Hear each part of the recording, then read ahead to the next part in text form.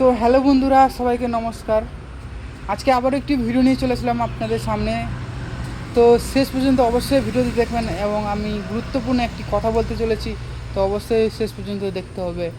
তো আমি বলতে চলেছি যে আমাদের গ্যারেজের যেসব বাইকের ফুল ইঞ্জিন বানানো হয় তার সাথে A to Z প্রবলেম আমাদের গ্যারেজে সলভ করা হয়।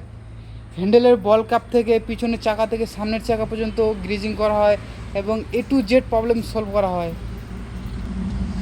হয়তো আপনারা ভিডিওটা দেখে বুঝতে পারবেন এটি হচ্ছে হিরো গ্ল্যামার।